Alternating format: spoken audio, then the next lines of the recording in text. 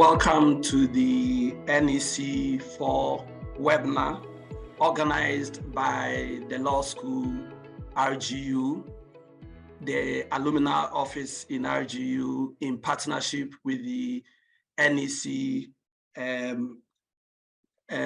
office in London. This webinar is focusing essentially on the NEC4. We're going to discuss in detail how the NEC4 came about, some of the challenges that have been encountered in practice, and many other interesting examples that we can give to inform our practice. Today, we have with us Cheryl Waterman, the Product Development Manager of NEC Users Group. And we also have with us our speaker, Mr. Robert Gerald.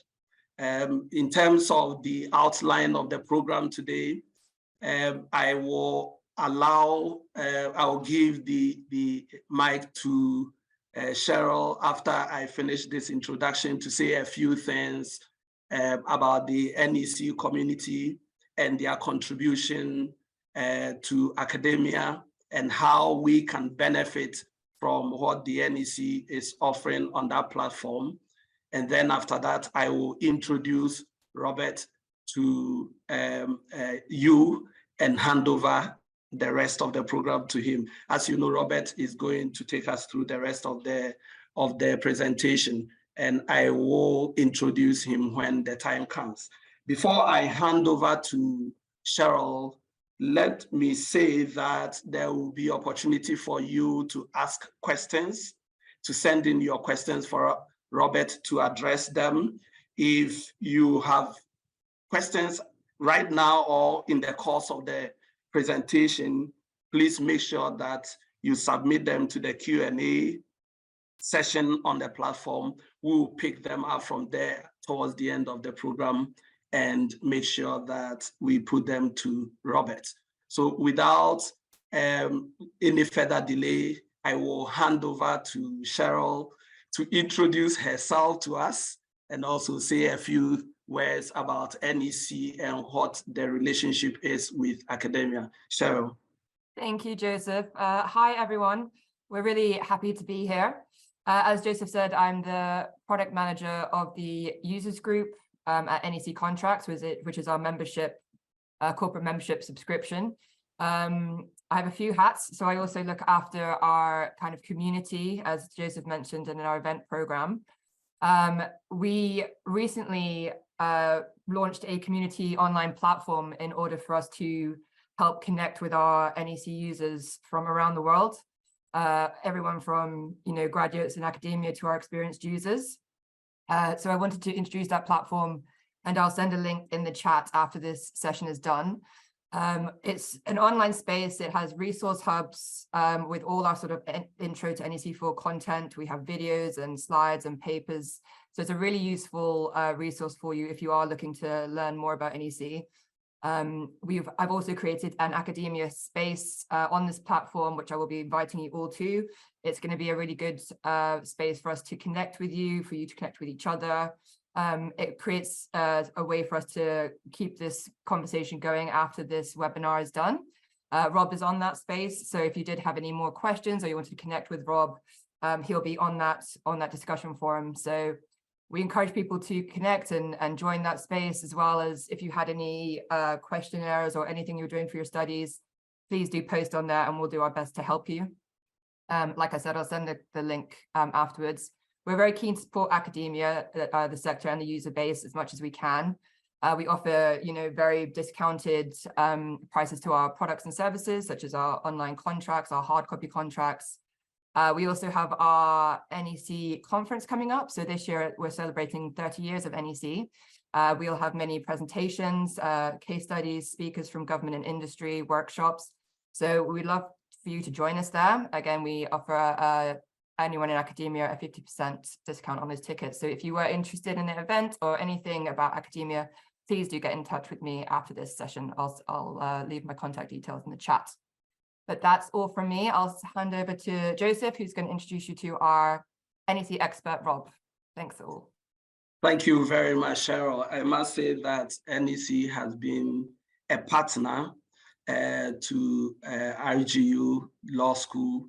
We have been teaching international construction contracts as part of the LLM MSc Construction Law and Arbitration program we run, a very successful program we run in the law school. And on every occasion that we've called on the NEC to support in terms of giving us access to the NEC contracts, we've had a very good relationship with the NEC. Now it's time to introduce our speaker for the occasion. For those who are online right now who have taken the international construction contract module, you probably have come into contact with Robert already, because about 4 or 5 years ago, we had Robert with us delivering on the NEC3. And so what we have today is almost a sequel. We are continuing with Rob's delivery that took place about 4 or 5 years ago. We did the NEC3 then, and today we are going to do the NEC4. So you see, it's a continuation. So before I hand over to Rob, Rob is a senior NEC consultant and a long-standing secretary of the NEC users group. He is also an accredited mediator and dispute resolution advisor, an honorary advisor to the Hong Kong Adjudication Center, and senior certified adjudicator at the International Dispute Resolution and Risk Management Institute. Rob specializes in NEC contracts, need I say that? He does that both in setting these contracts up and also successfully managing them. He has 40 years experience in the contract management field and carries out training and consultancy around the world. At the moment, I remember when we first dealt with Rob, Rob was in the UK, but at the moment, Rob is based in Hong Kong and works as a senior consultant for Thomas Telford Limited. He is an examiner for the Institution of Civil Engineers, a certificate in law and contract management course, and has also held position of the NEC Users Group Secretary from 2006. That explains why I said Rob has been in this for quite a while. Rob was on the NEC4 contract drafting team. He was also part of the NEC contracts working group and an accredited NEC4 UCC project manager. Rob has had a few publications, including the NEC and NEC4 compared. This was in 2017 when the contracts came into existence or were launched.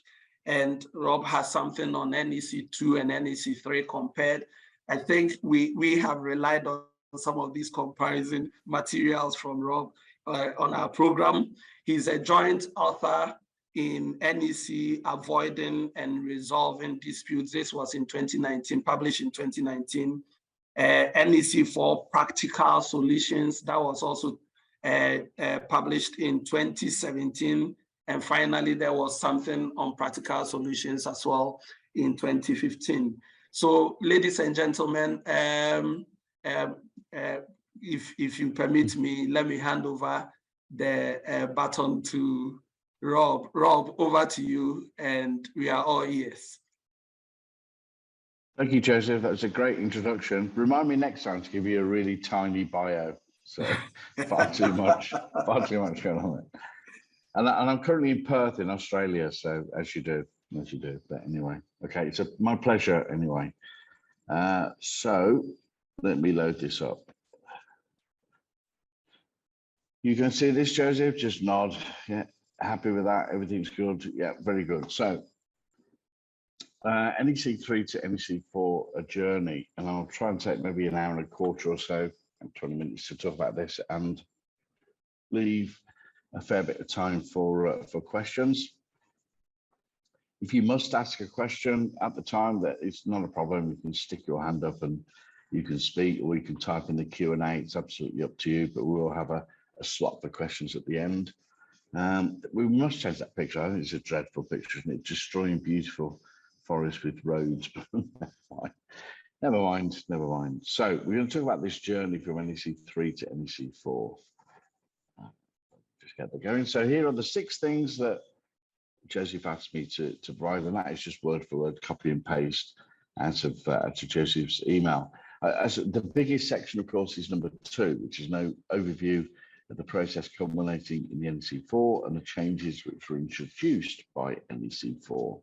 And most of the rest of it is single page, single slide discussion.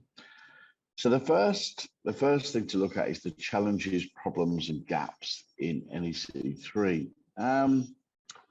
So what was it so bad, and can you still use it now? I think you can still use it. I still was involved with the creation of NEC3, and I did the flowcharts and did a little bit of the drafting and wrote the how-to guides, or some of them, and wrote the procurement contract strategies guide and all sorts of things like that. So there's a sense of pride in the creation of NEC3.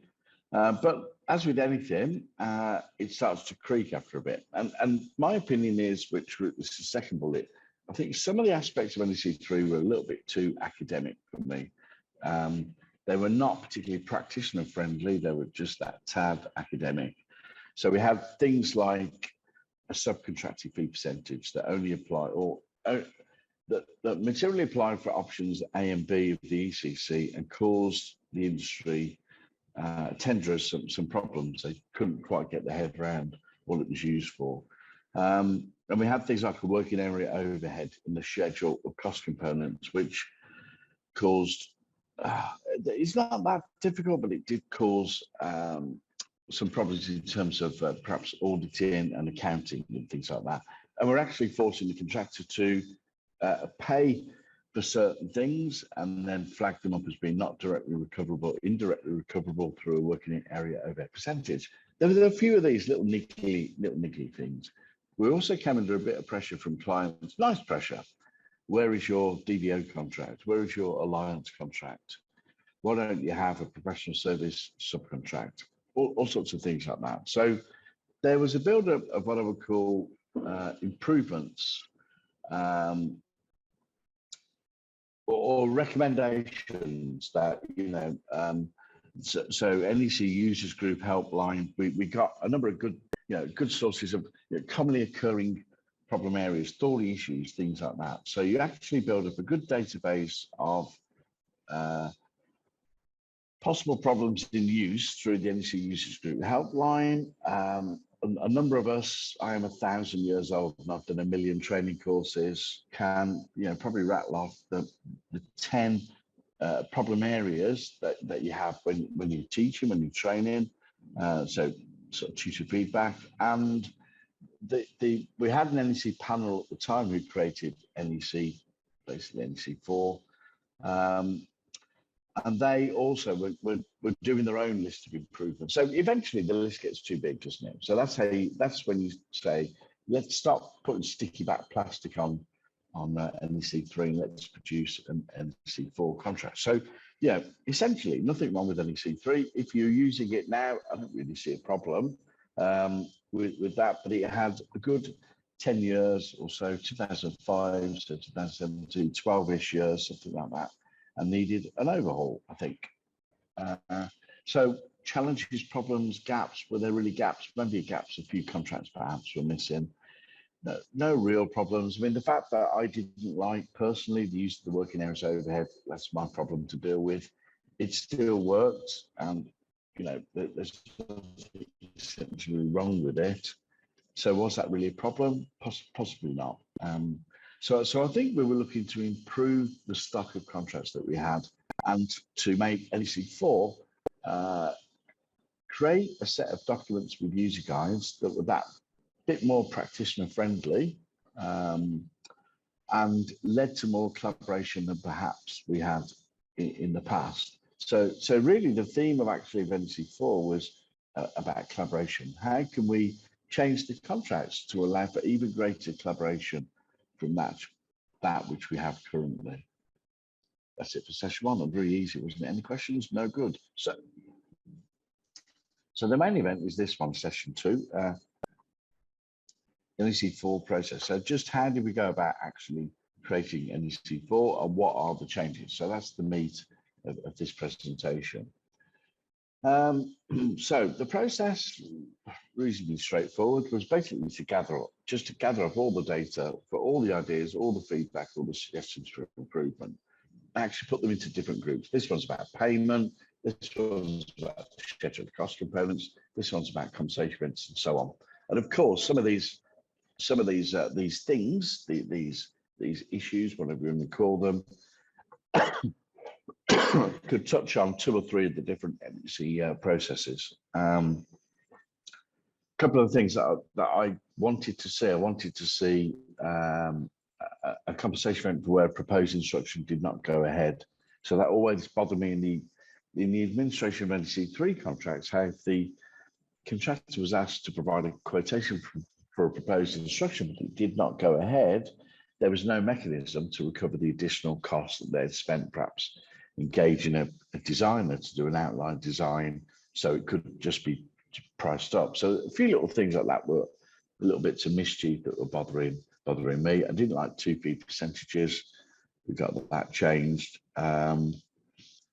and other such things. So let's get into that. So we grouped these up, and then we allocated. We had a number of small groups, I think groups of 3 from memory, 5 or 6 groups of 3, and they were given all of these ideas, and they had to consider whether or not, on the yes or no basis, there was merit in that suggestion, or how you might fix the problem. So did the problem need fixing, or was the merit in a good idea that people were putting forward? And then each of those groups basically advised a board. They call it the NEC4 board, and they've continued now in that theme, in running that NEC4 board since the creation of NEC4.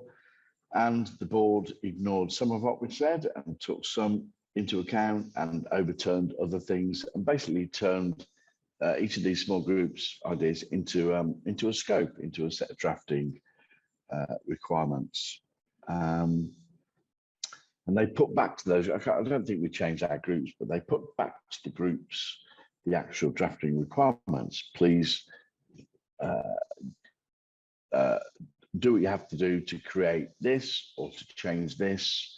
And sometimes they told us what to do. So there was good engagement with the insurance industry. In particular, the insurance industry didn't like the concept of employer's risk. They prefer that you call it liabilities, not risks. We changed the word employer to client anyway. They didn't like clause 81.1, if you can remember that from NEC3 ECC, which is about the contractor's risks are everything other than the client's risks or employer's risks. Very difficult to go into an insurer and say, I'd like an insurance policy, please, for all risks that are not listed here. You get to talk about things like invasion from little green men from Mars and things like that. And so, well, no, of course I don't want that risk insuring. But if you say I want every risk other than these risks, then that's effectively what you're asking for. So we did a little bit of engagement with insurers. We did some engagement with legal fraternity, because we wanted to introduce things like a dispute avoidance board and also a negotiated senior representatives, things like that. And basically the groups did a draft. Here you go, here's what you've asked for, here's how we would change the contract. And the board checked it and said, that's terrible, or that's fine, go away and redo it. And we went around the circles a few times, and you realize the complexity. So I drafted a fair few things in NEC4 ECC. I vouched for the whole life costing. I thought we should pioneer that. We should really push that, and they therefore give you the task. If you open your mouth to suggest that, you get the task of doing the draft. So it's a good education process for me. I also worked with Peter Higgins. We drafted the first ECI clause, which is still available on as a Z clause on the NEC website, neccontract.com. You could tap into that at any time. And I was charged with drafting a DCI clause again, but this time for use with options A, B, C, D, E, and F, which actually is quite difficult to achieve. Oops, sorry, let's go back. Quite difficult to achieve because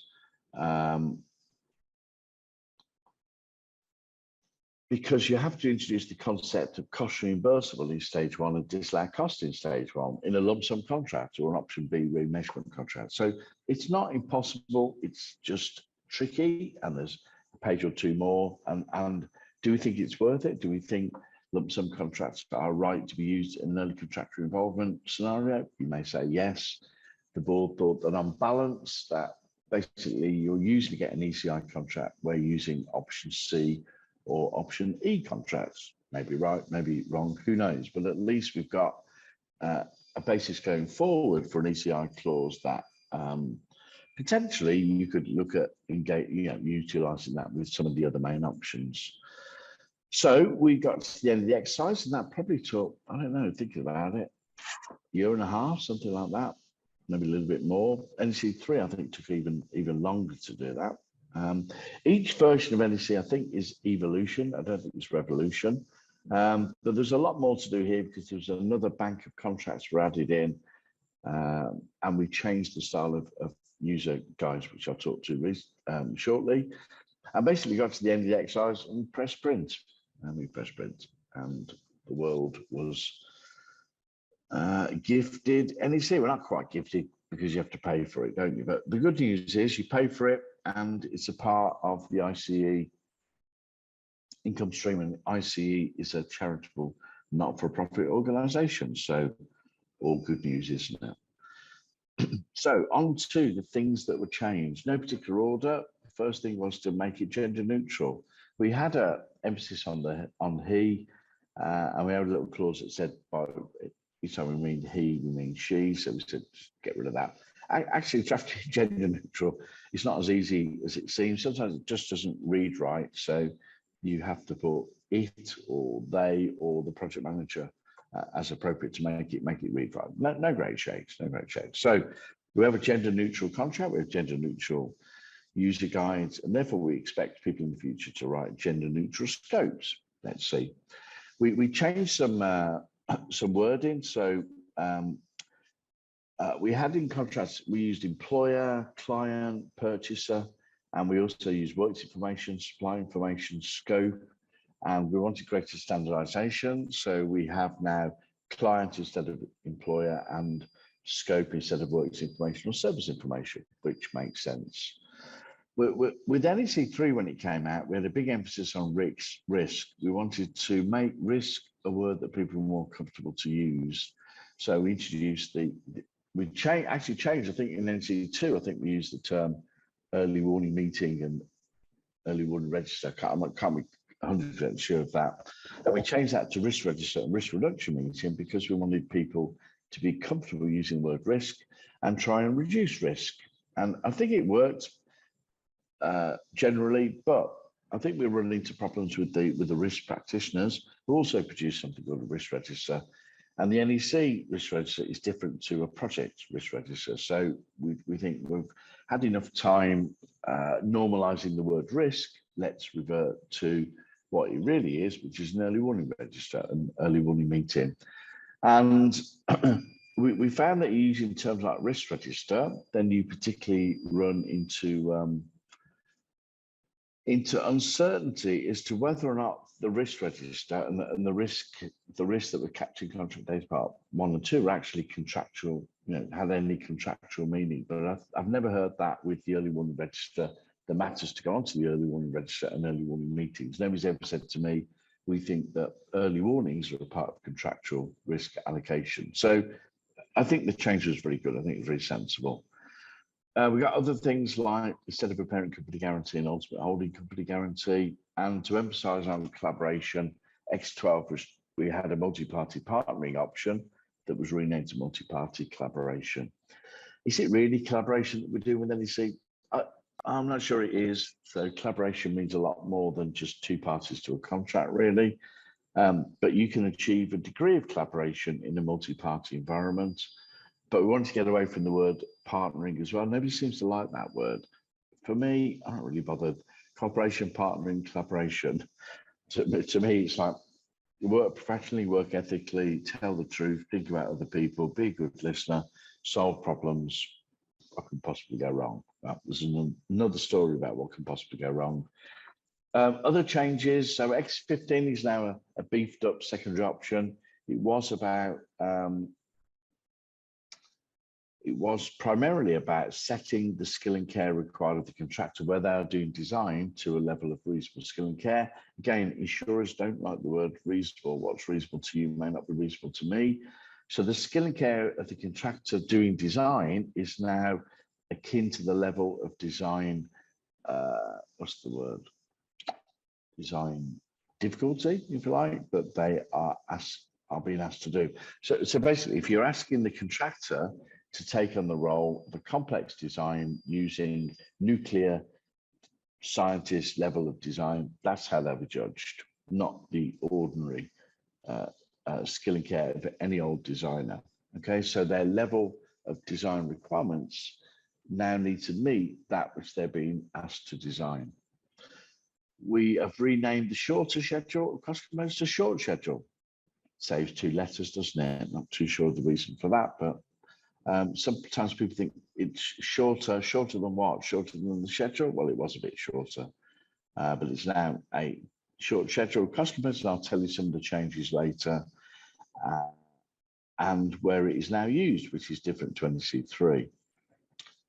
I've never run into this particular issue in practice, but in option A of the ECC, if you find a rogue item on the activity schedule, then you can basically cross out that rogue item and redistribute the monies elsewhere.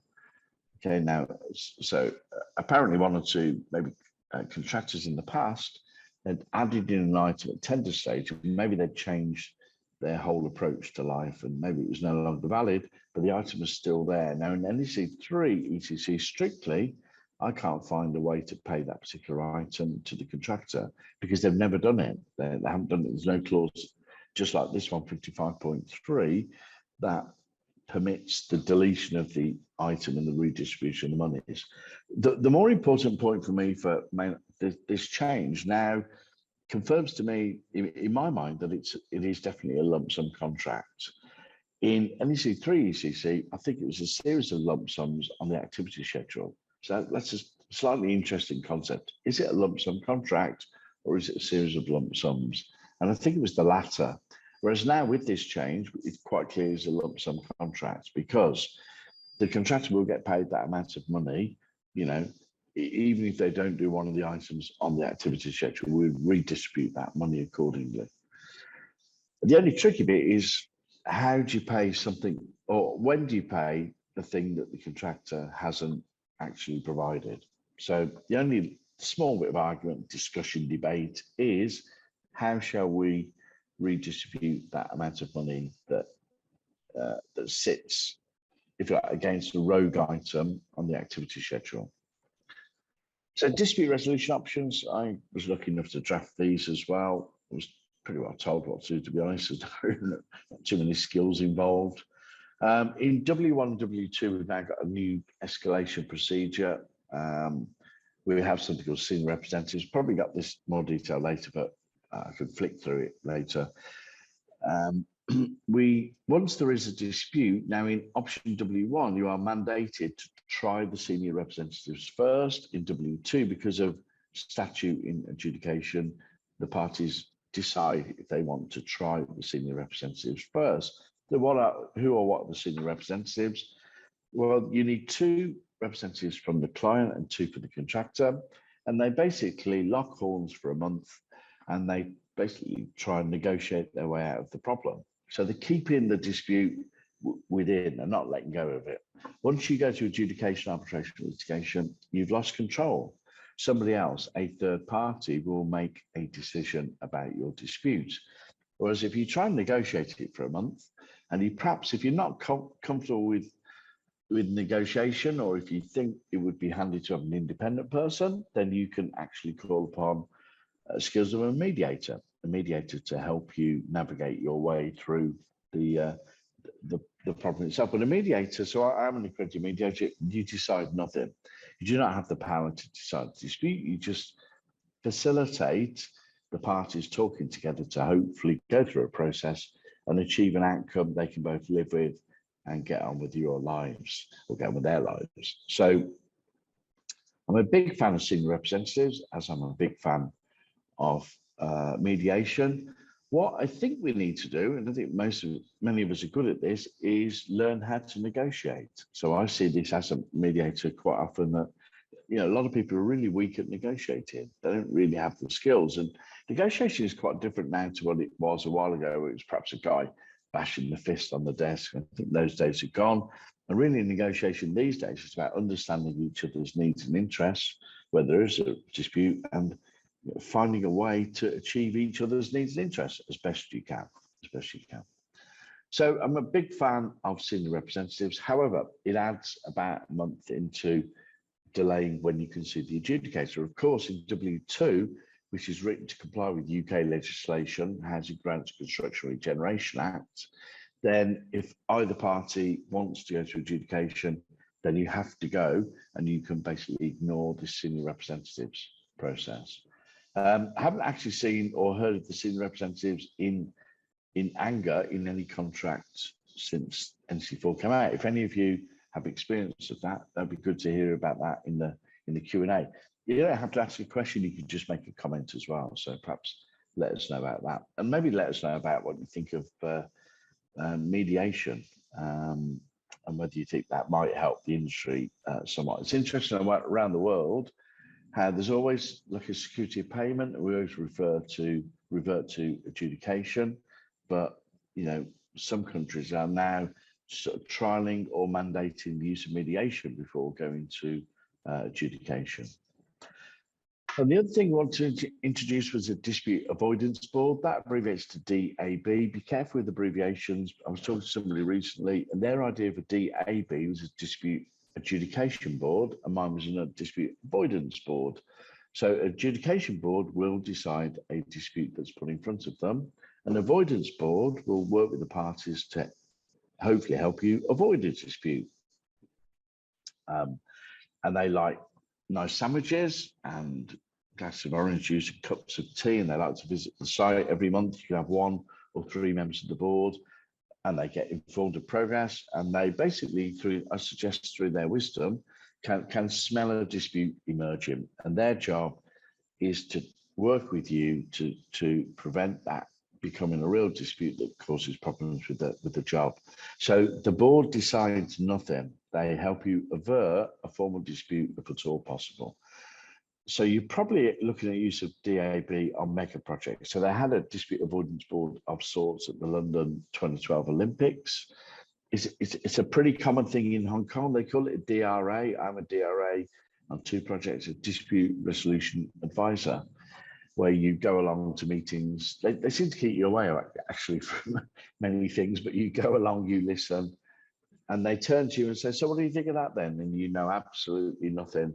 And you're supposed to magically come up with an idea that fixes a problem that you know very little about. But the idea is you help people through dialogue, through listening, understanding, and debating. You help them avert formal dispute resolution. So big fan of all those 3 changes really on there. So we now have a single fee percentage, abandoned the subcontracting fee percentage. So what I found, it was okay for options C, D, E from memory, and F, but not for options A and B, because options A and B, the contractor could not pick up a subcontractor cost in a quotation for a compensation rent and pass it through whole to the client. You had to strip out the subcontractor's overheads and profit, and then add on the subcontracted fee percentage.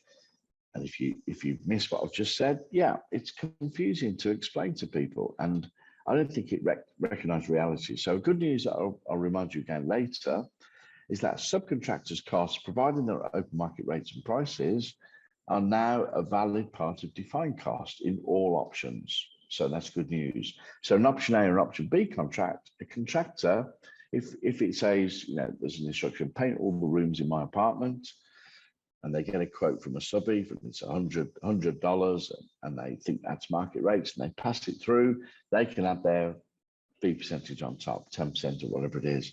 So they don't have to pare back the subcontractor's quotation to people, plant and materials and equipment, which is good news, which in my experience was nigh on impossible to achieve anyway.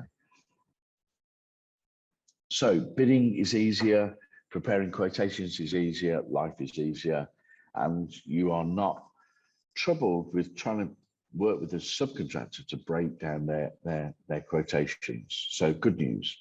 The early warning procedure is enhanced, so it's quite clear now the project manager has to prepare the first early warning register. That's to do so within a week of the starting date, and you have an early warning meeting within the first 2 weeks of the starting date and at regular intervals thereafter. So yeah, common sense stuff, nothing exciting. Contractors' proposals added plus 16.1, 63.2. Now, there was actually a quasi-value engineering clause, but only for options C and D in NEC4. And it didn't talk about value engineering, and it was quite a confusing clause how it was drafted. So they've now pulled that out of the main option, C and D, put it as a core clause 16, and introduce some rules that makes it work with options A, B, C, D, and options E and F. And basically, if a contractor comes up with a really good idea, value engineering idea, you process it as if it were a compensation event, you come up with a saving, and then for options A and B, you apply what's called the value engineering percentage. Let's say it's 50%. So the contractor gets half the saving and the client gets half. In options C and D, you leave the target the same. So the good idea should lead to defined costs going down and creating some more gain. And in options E and F, the client gets 100% of the benefit. So you just tip your hat and say thank you to the contractor for that. So that's good. I think that's good. I think all of these are good. I'm a big fan of NEC4. Funnily enough, you might gauge from this. We've bowed to a little bit of pressure. So some clients and their advisors say we need a clause on don't be corrupt. We need a clause on how to assign, if at all. We need a clause on don't disclose details of the contract. Now we've not really added these clauses into the contract before because you can't be corrupt, can you? It's illegal. You have to follow the laws of the land. In most countries, corruption is indeed illegal. I'll just help out. Is it in all countries? I don't know is the answer, but certainly countries that I operate in, corruption is an illegal act. So clients want, if we didn't provide an NEC style corruption clause, they would add them in. So rather than us doing it, you find 1,000 clients adding 1,000 different clauses. So we buckled under a little bit of pressure, and you now find there's a clause that tells you what corruption is, what corrupt act is, don't be corrupt, insert the same clause into the subcontractor, and if you find some corruption, tell the project manager and deal with it. But the client may terminate if they so choose as a result of the corruption. And of course, you're not going to corrupt, I don't think you're corrupt for that.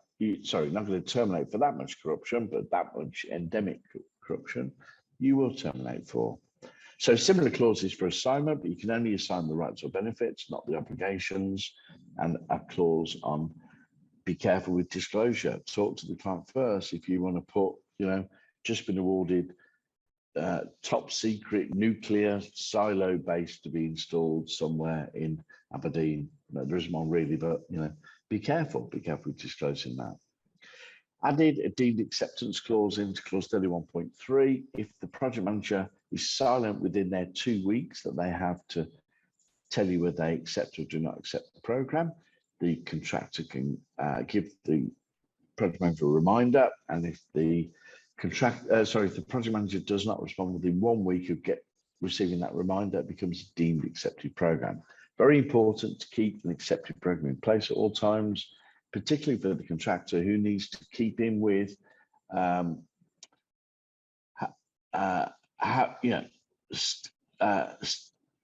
staying as a part, if you like, of the compensation event assessment process. If you say to the contractor, I do not accept your latest program, then you as project manager now need to assess all compensation events without the input of the contractor. That's not a good place to be. So pinch some quality management system clauses from the professional service contract and put them in here. And there's quite a substantial change in clause 50.2 and 50.4. We've now mandated the contractor to submit an application for payment. And if they do not submit the application before, not on or before the assessment date, then they're very likely to get paid nothing for the works done in the previous month. You may say that's not very NEC. Why was that done?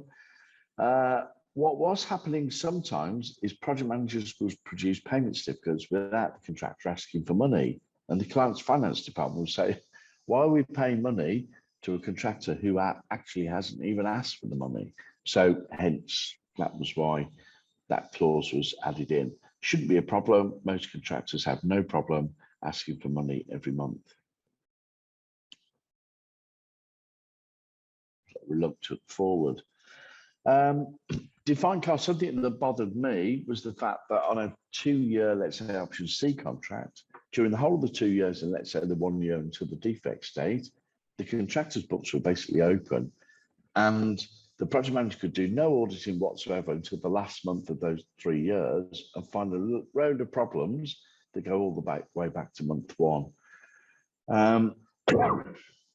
That's the problem. The contractors close their books of accounts, they've paid the corporation tax, and now we're finding errors.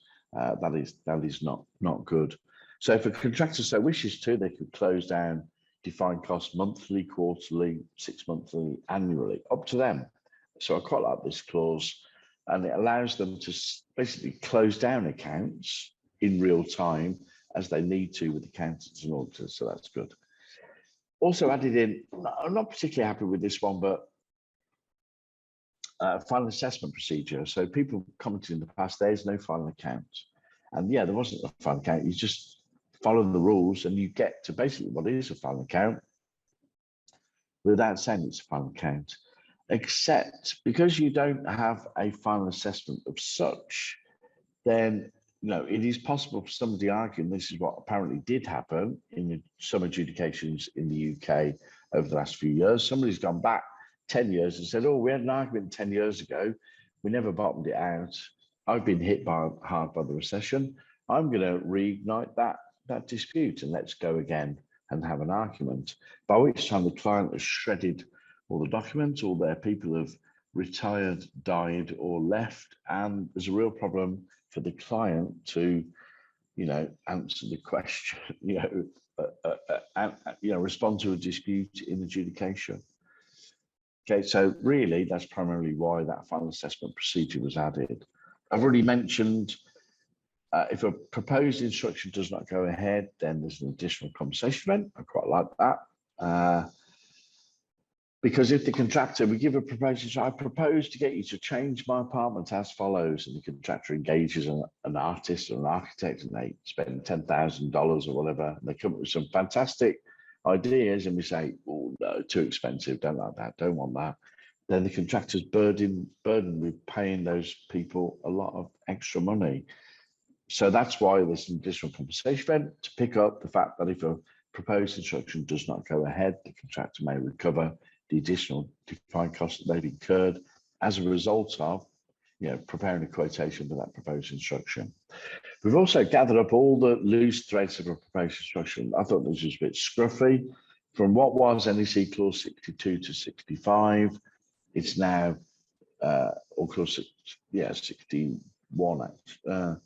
61 to 65 is now finished at clause 66. We've squeezed proposed instruction into clause 65, and we've gathered up from the previous NEC3 all the bits to do with proposed instructions, put them in one place. So much tidier. In a quest to reduce the amount of Z clauses, they've reintroduced, it was there in NEC2, taken out in NEC3, the right of the client to add in additional compensation events in contract data part 1. So you can have just line entries. Additional compensation events are headline inflation exceeds 10% according to XYZ. Exchange rate for such and such exceeds whatever according to. You can just have line entry items for additional conversations if you want to. Where would you get that information from? Well, your well thought through project risk register. And the schedules of customers have significantly changed. I've told you a few of those things, and I'll come back to that a little bit later. So they've also taken the chance to change the guidance notes. So there was a guidance note for each individual contract, but there's quite a lot of repetition. So in, how to prepare and manage a contract and select a supplier, those sort of things, there's a fair amount of repetition in each of the guidance notes, but slightly different. So they're taking a chance to say, look, volume 1 and 3 are generic documents to cover the entire NEC suite. Volume 2 and 4, we only need those for the ECC and the term service contract and the PS. So basically, they're head contracts. And we can be more specific, we can be more user focused, and we can thread in to the user guides, the how-to guides, and we can just make them that little bit more practitioner focused rather than that little bit too academic, which I think they were in my opinion. So I would urge you to have a look at that, and in particular volume 2. And for example, preparing an ECC, there's a fantastic checklist for writing the scope. The industry throughout, I think, is generally rubbish at writing good scopes. There's a really good checklist and really good do's and don'ts in volume 2 user guide about how to write the scope. Scope is absolutely key. I've done all the flowcharts for all the NEC4 contracts, fun that was, but they don't print them anymore. So we're saving trees, I suppose. You can get a hold of them, but they're electronic or digital only. And I see you put in Q&As. I'm not looking at the Q&As as yet. I'll come back to that a bit later. Don't let that stop you putting Q&As down. So revise secondary options. Revise X7 to say that at termination, delay damages cease. There was a bit of case law from memory. Can't remember what the contract was that said you keep taking the damages all the way until the second contractor comes in to finish off the failed first contractor's project, which seemed wrong to me. But anyway, there's that clarification here. X15 also changed a little bit. I mentioned the word reasonable is gone. And the burden of proof was with the contractor to prove that they'd used reasonable skill and care, and that's not the norm. The norm is the person who alleges must prove concept. So that burden of proof now lies with the client.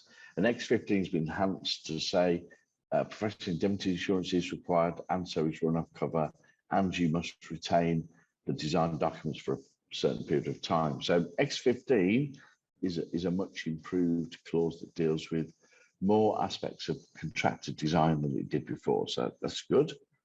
There's some new secondary options. X8 and X9 have basically been in the ECC have been stolen from the PSC, transfer of rights undertaking to the clients of others. Basically, X8 is like a collateral warranty.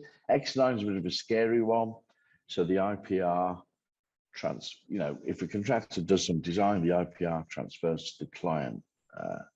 Not the biggest fan of that personally. I can't really get my head around why certain clients are infatuated with intellectual property rights of design. If you get the chance, have a look at clause 22 of the ECC. It already gives the client considerable rights to use the contractor's design at some point in the future to alter or demolish the works. What else do you want other than that? I can't see why owning a contractor's design is remotely beneficial to a client. We've got a BIM clause in X10, but we dropped the letter B, so it's IM and not BIM. It's not quite as catchy, is it? So we've got an information execution plan, and we've got clarity as to what happens if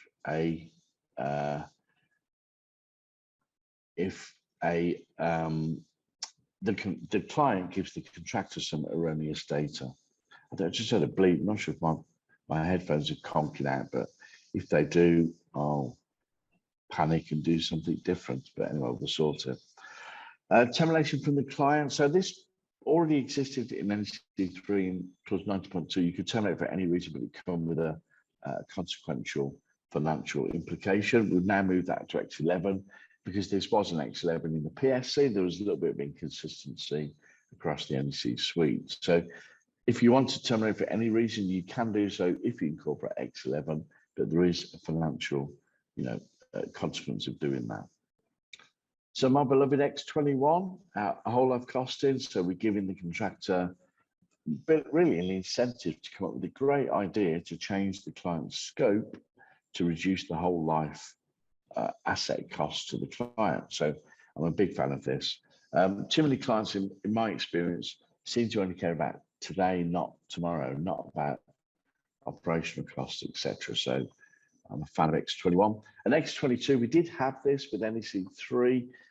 We put onto the website a Z clause that allowed ECI to occur. So it was first formally published in NEC4. Similar things happened with X29. So maybe, I don't know, maybe 9 months or a year ago now, we actually introduced X29 and offered that up as basically a Z clause. Now, just recently published in January 2023, some more amendments to NEC4 contracts.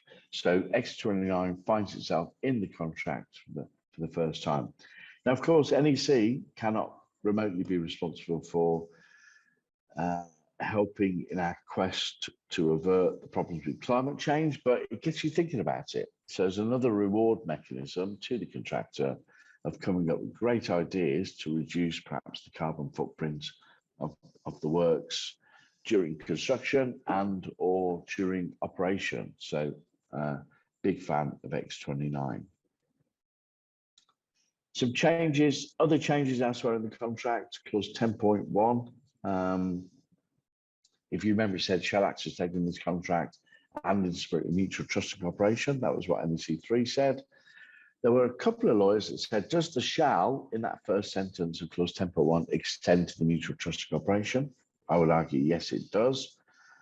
But I think now they've said, okay, let's split it into two clauses. The first one sets you up to say you shall act as stated in the contract. And guess what? The very next clause says you act in the spirit of mutual trust and cooperation. So to me, I read 10.1 against every other clause in the contract. You shall act in the spirit of mutual trust and cooperation. You shall notify an early warning, 15.1. You shall notify a defect, 43.2. So, I think it reads better to me now. You shall do everything the contract tells you to do. Now, pick out the various clauses in the contract and do what it is you're obliged to do, you being the supervisor, the client, the contractor or the project manager, but do so in that spirit of mutual trust and cooperation. We still haven't got that one over the line throughout the world, so mutual trust and cooperation. If you want to study that one, I think it was Humphrey Lloyd QC did a really interesting commentary on using NEC outside of the UK, and he honed in on this mutual trust and cooperation bit and talked about it being a strand of good faith. I'm not going to argue with the QC. Our problem, therefore, our hang up is actually good faith.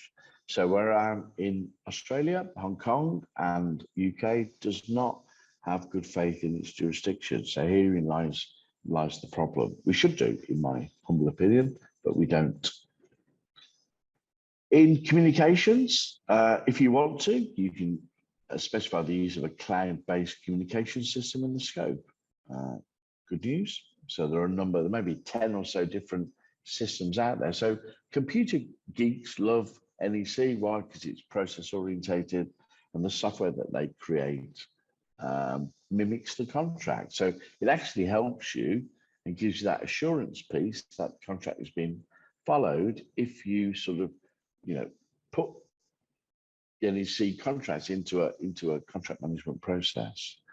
So, you can have a look at those. You could just type in NEC4 contract management, maybe 10 different suppliers of their fine products will be shown on Google. I can't be biased. I can't tell you which one is best, but they're all good. They're all very good, in fact. They're all very good indeed. Pretty obvious change in 13.4. If you're saying they do not accept something, you've got to give sufficient detail for the contractor to be able to fix the problem. You can't just say there's something fundamentally wrong with your design and leave it at that. You can now also introduce different periods for reply. So many clauses in the contract have timescales. You've got 1, 2, or 3 weeks to do something. Where the contract is silent and you need to reply, for example, contractor's design or replacement of key people, then the project manager has what's called the period for reply to respond. Now, the period for reply, I would suggest for accepting design should be quite different to that for accepting a replacement key person. And therefore, you can actually introduce that now in the contract data. The period for reply for accepting contractor's design is 4 weeks and everything else is 1 week. Okay, so it's up to you. Just like a bit like defect correction period, you can have multiple defect correction periods. You can have multiple periods for reply.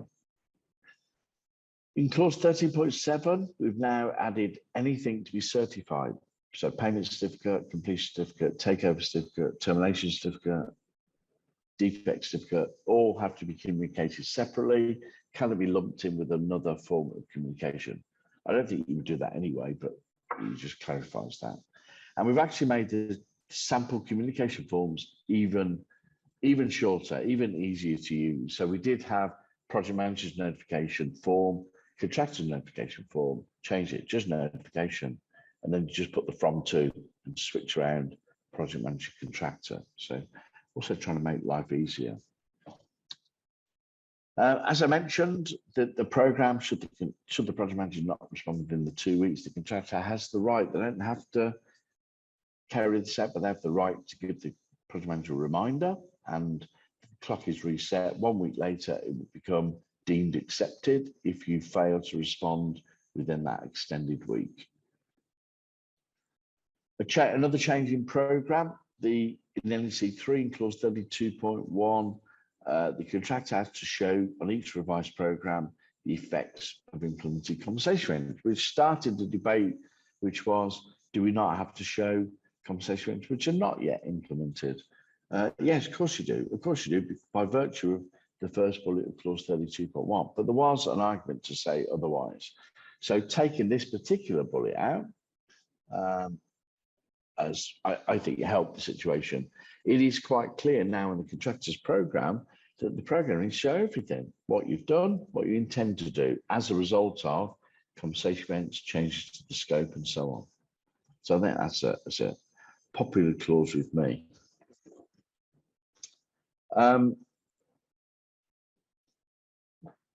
They've had a number of goes at this, but I think they've landed in, I think it was the October 2020 amendments to this 20C4. They've landed on some really good wording to tell us how we should assess compensation events, or the time side of compensation events. And basically, we needed to know which version of the program should I pick up and use to assess the compensation event, and do I use the program without changing, or do I bring the program up to date to some point in time? And the answer to the second question is yes. Basically, we've introduced a concept called the dividing date. I personally think this probably should be a defined term, but it isn't, but maybe in the future. So we have a concept of a dividing date, which will generally be the date the instruction is given to change the scope. We then pick up, for a purpose of assessing the compensation event, pick up the relevant version, the relevant accepted program that's in place at that date, adjust it, could be about 5 days difference. So we're basically going to stand on the dividing date with an updated program that reflected life as it was on that date, impact our compensation event, and see what effect it has. Now that to me is what clause 63.1 and 63.5, which was actually 63.3 in NEC, was always asking you to do. And the two words I've always picked on are the word effect in 63.1 and the word delay in 63.5, 63.3. And you are charged with the money side of a compensation event in looking at the effect that the compensation event has upon defined cost. That's how you assess a compensation event in terms of money. And in terms of time, you had to look at the delay the compensation event caused to planned completion. The uncertain bit with NEC3 was, which program do I use? The latest one, which could be, you know, the compensation event could have occurred 4 weeks ago, and we're still arguing about the quotation. Does that match the current accepted program or any of the last four? So the rationale behind introducing the dividing date concept is to basically give us some clear rules as to how to assess compensation events in terms of both time and cost. So I did get involved with the small team that had to rewrite 63.5. They knew what they wanted. It is actually quite difficult to draft that. So I think they've done a fine job at the end of the day. So as I say, most dividing dates will occur from the project manager giving an instruction. Some compensation events occur through the notification of the compensation event by the contractor. So if there is a specific, those compensation events that are specifically for the contractor to notify, not the project manager, such as weather, late access, physical conditions, it's the date the contractor notifies that is your dividing date for that particular compensation event. And what that basically means is the contractor can choose whether to notify that sort of compensation event early and have the quotation based upon forecast costs, or notify no later than 8 weeks after it occurs to avoid the time bar, to use real actual time and costs. So it's the contractor's call, but only for the exclusively those exclusive compensation events that falls to the contractor to notify, not the project manager. So I've talked about that, 63.5, and therefore what we do in the world of compensation events is decide what is the dividing date. So look at the compensation event, how it has occurred. Does it fit with the second or the third paragraph in clause 63.1? Pick up the right version of the accepted program, update it for progress, delays, other compensation events. So you're stood on the dividing date. You can now impact your compensation event and say, so what effect will this have, do we think, in money, and what delay do we think this will have in time? What we're trying to do, what the panel, the NEC, Dr. Martin Barnes from day one, they've been striving to put the contractor in the position they would have been in, but for the compensation event. So it's very similar, isn't it, to what a judge will do in breach of contract, damages for breach of contract. So it hasn't used those exact words, but that is what the drafters have been trying to achieve forever and a day. So the purist, which is me, would argue that this clause is exactly really how you should be applying NEC4 contracts. However, some would say otherwise. I'm not too sure what the alternative method is if you're not doing this. As I say, the two key words to take out of 63.1 and 63.5 are the word effect and the word delay, in my opinion. So in risk management, so we realized we used the word risk too many times. You found risk in compensation events, you found the word risk in section 8, and you found the word risk in dealing with early warnings. So it's a little bit of an overuse of the word risk. So the early warning process is not, it's the same intention and purpose, but there's some additional actions required by the project manager. But I think the principles of risk management are still there. So you still should have people thinking and worried about high level risk in their risk management through their risk register. And if you like, at a contract level, we still need to collate and deal with any early warnings that come our way. So clause 80, risks and outward liabilities. And that helps us differentiate from early warning events, and the insurers are happy with that sort of different terminology. And as I say, the contractor's liabilities in 81.1 are not everything else, but are actually specifically stated. So contractors should have less problems in the past securing an insurance policy than they did. So I mentioned clause 50.2, you are obligated to submit an application for payment, and if you do not, then probably that will lead to you getting no money for that particular assessment. That's a bit of a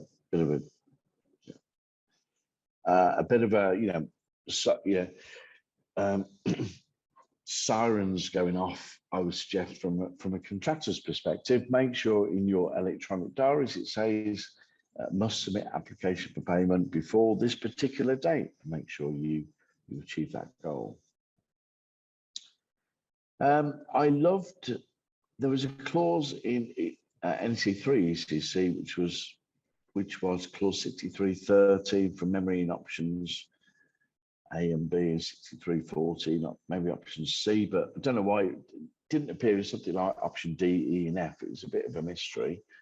I might be wrong there with the clause numbers, but you can have a look in NEC3, so you see find 63.13 and 14 and realize that actually they say the same things, but they didn't cover all the main options. So something I lobbied for, and they agreed in the end, was let's put this as a core clause. Let's give the parties the chance to agree rates or lump sums instead of building up quotation from first principles. So they've added it as a core clause. I wanted it at 63.1. I wanted people to sit down and negotiate a rate or lump sum if at all possible, and if not, revert to the default method of building a quotation up from first principles. So where they landed was, look, we'll promote it to 632. The default clause is still 63.1. So whether you've got an option A, B, or a C contract, then the default method of assessing the compensation rent is still to work it up from first principles. How much people, equipment, plant and materials do we need for how long to undertake this particular compensation plan? A little bit of a change around in the schedule of cost components, so that the SCC, the schedule of cost components, is now solely reserved for use with options C, D, and E. And the short schedule of cost components is now solely for use with options A and B. Okay, so what are the differences? There's some differences in the schedule of cost components. We are basically now paying for people who are working from home, potentially, or working in the working areas, whether that's full-time or occasionally. I think, I might be wrong here, but I think NEC3 said something like, you have to work for at least 4 days to count as a resource that's paid for as defined cost in the working areas, which I always thought was a bit of a problem here. Because what if a contractor brings in, I've no idea, a carpenter from their head office to do 3.5 days worth of work? What does that mean? You can't claim the defined cost? That's madness, surely. And through COVID and subsequent to that, I think we've realized that actually we can do okay at home. Now, we don't have to make people's home the working areas. There was a problem with that. We thought about, shall we just get the contractor to say, oh, Fred Bloggs is going to work from home. Let's make their home part of the working areas. The problem with making their home part of the working areas are that that person's, I would suggest, rent, electricity, water, and phone bills could now be asked for, but by that person who lived there from the client. It gets a bit tricky because the employee has paid it, not the employer who's the contractor. So whether that's strictly worked or not, I'm not too sure, but there was that risk. So we acknowledge that whilst the person's primary place is the working areas, they may work in a factory from time to time, doing factory acceptance tests. They may work in the head office from time to time. They may work at home from time to time, and that's okay. Providing work on that contract, the contractor can recover the defined costs of such people. If the contractor has a person who comes from the head office once a month, then that was just a pro rata of 1/30th, or once a month, 1/30th or so of their monthly costs are attributable to that particular client. Also recognize that there's a new cost component 14 that says actually that was there in NEC3, but you strictly, if a contractor went to an agency and said, I want to hire a bricklayer or a QS for a week, then in NEC3, the contractor had to strip down that cost into real salary paid to that person, i.e. exclude the agency overheads. But you're never going to get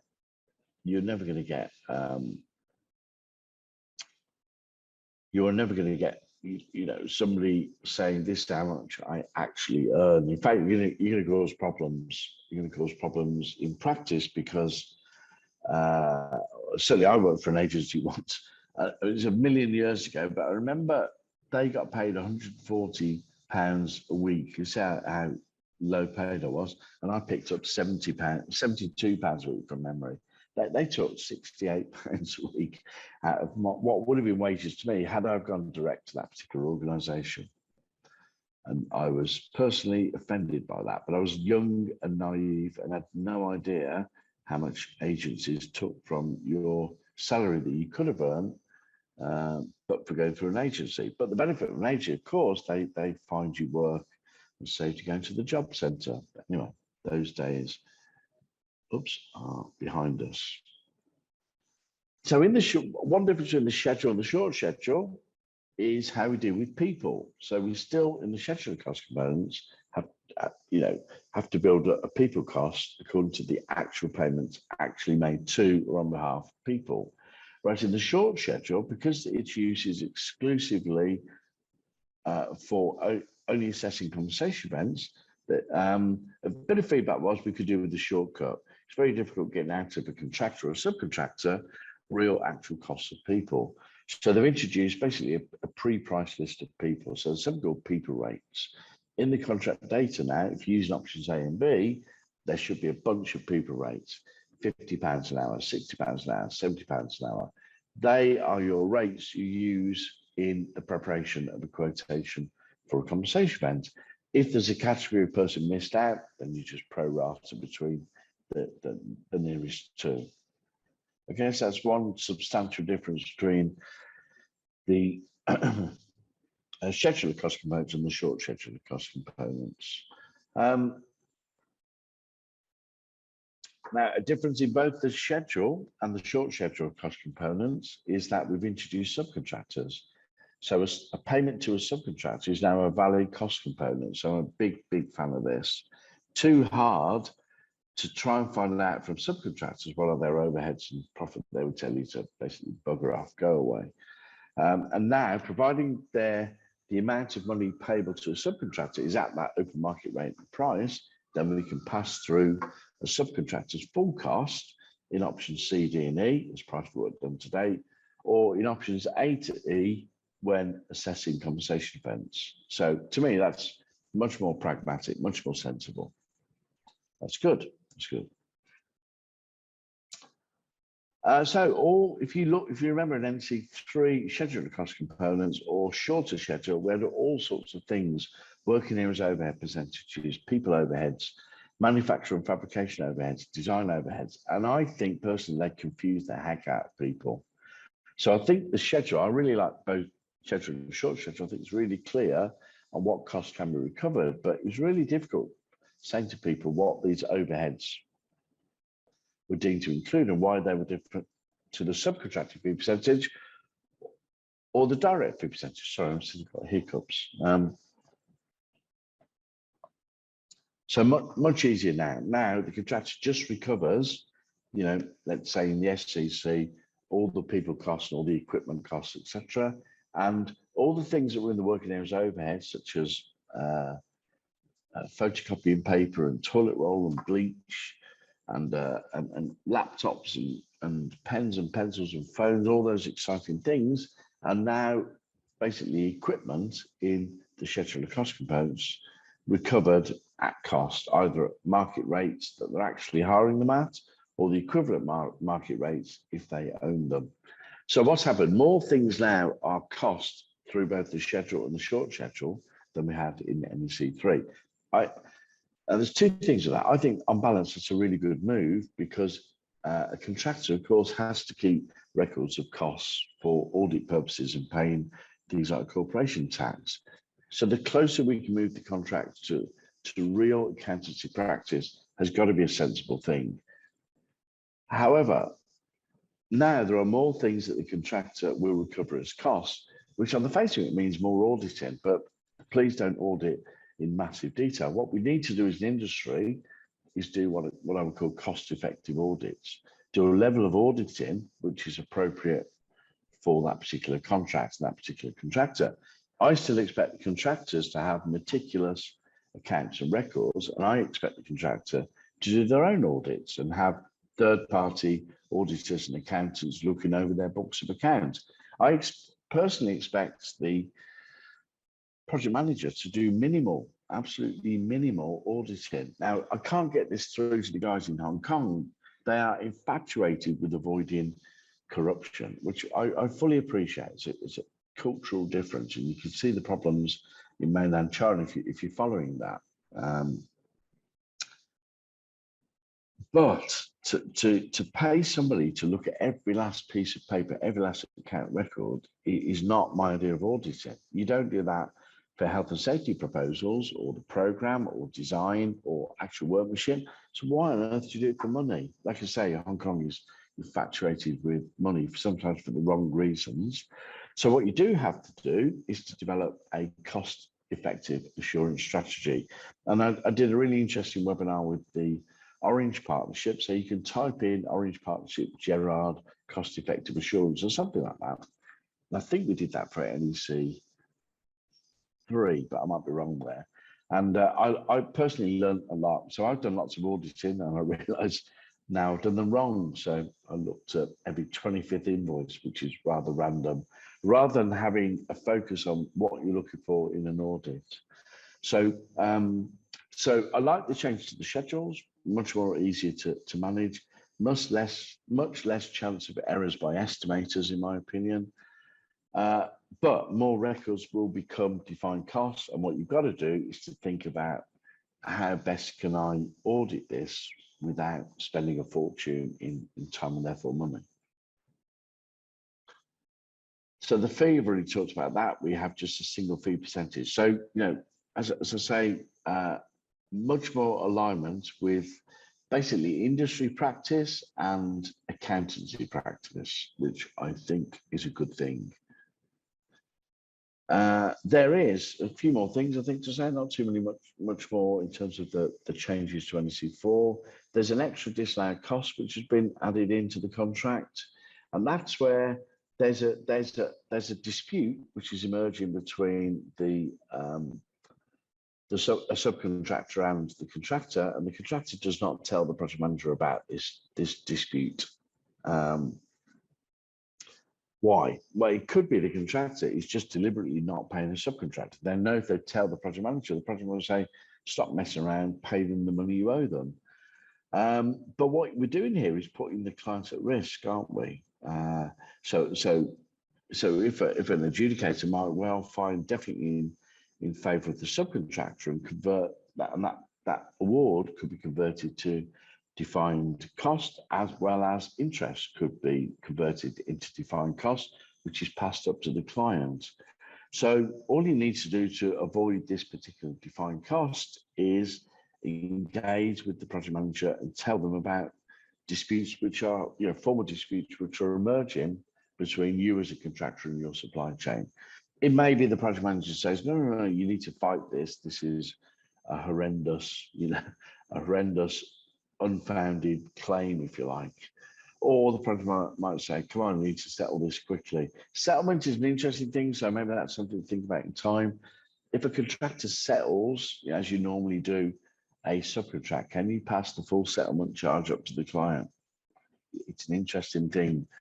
What you do with settlement is basically ignore the contract and just somehow plug a gap between two parties in a dispute. Is that valid defined cost? Interesting topic. Don't ask me that question. Compensation events. So we didn't change too much in the compensation process. Split up 61.1, 61.2. So we now split up you need to notify a compensation event as a project manager, and you need to also instruct the contractor to provide a quotation unless the event arises from the fault of the contractor, or you genuinely think it has absolutely no time or cost impact. We talked about the dividing date concept. Personally, still think that should be a defined term. I could think of the terminology, but there you go. It's just an opinion. And we've got a new procedure for proposed instructions, which are good. I told you already about these two new events. If the proposed instruction does not go ahead, it becomes a compensation event, and you may list out additional compensation events in the contract data. I've also talked about this. I've talked about most of these, haven't I? So that's good news. We've moved the value engineering that only sat with options C and D into a core clause. And we've got slightly different rules for how you deal with value engineering proposals for options A and B versus C and D versus E and F. And what is a value engineering proposal? Well, it's really something that cuts out capital cost. It's wasteful capital cost. So you've asked for a type 2 such and such. Why don't you use a type 1 such and such? Exactly the same, just looks not as good, and it will save you a fortune. So it's about eliminating unnecessary capital costs, which is different to whole life costing, where the contractor may put forward, actually don't have a type 2, you should have a type 3. A type 3 costs you an extra $10, but it will pay for itself quicker and you will save a lot of money over the life of the asset. Working areas, we've moved, there was a clause, I can't remember where it was, 25 or something, moved into clause 16.3, and a contractor, again, may propose adding an area into the working areas. A little bit of tidying up with ambiguities, inconsistencies, and impossibilities. They now appear all in clause 17, clause 17.1, 17.2. In NEC3, I think the clause, what was 17.1, overstepped its mark, really, and it said the project manager gives instruction to resolve the ambiguity or inconsistency, but sometimes they cannot. The inconsistency could be in the Z clauses, it could be in the contract data. They do not have the power to fix, to change a term of the contract to which they're not a party to. So now you state the outcome of the ambiguity inconsistency is to say how they should be resolved, how they should be. And if it is being resolved with the instruction to change the scope, project manager can do that. If it is a change to the contract data because there's two things in conflict, the parties need to do that. How the parties can do that is via clause 12.3 that allows the contract to be changed at any time. Corrupt tax, I've already talked to you about that. In clause 18, quality management, I've mentioned that. So if you want a quality management system, state so in the scope. Contractor will need to submit and the project manager accept the submitted quality policy statement and quality plan. Can be changed from time to time, and if you fail to comply with it, contractor needs to put measures in place to get back in line with the quality policy statement and quality plan. What I found in practice is, even if you don't ask for it, a contractor will work to that quality management system. Clause 34.1 already existed. You had the power to instruct a contractor to stop work. But now you must state within, I think it's 8 weeks or 13 weeks, something like that, that you can restart the work or you delete it. Otherwise, if it's substantial, then it could be grounds for termination by the contractor. And that's because if you stop, let's say you stop all the work, well, you can't keep the contractor on a hook for the next 1 or 2 years, waiting you say, oh, now go, so that's not fair at all. So hence the change. An interesting change in 84.1, which I haven't got the skill to do, but when the contractor submits, they don't submit an insurance policy, they submit a certificate by the insurer or the insurer's broker to say that the insurances required under the contract are in place. But also now, a reason for not accepting that certificate is the contractor's insurer has a weak commercial position, i.e. does not have the funds to meet a claim should a claim appear in the contract. And this is to stop the contractor going to, let's say, Mickey Mouse Insurance Company Limited, basically an insurer who, if there is a claim, potentially could just pull the plug, go into liquidation and walk away from their responsibilities.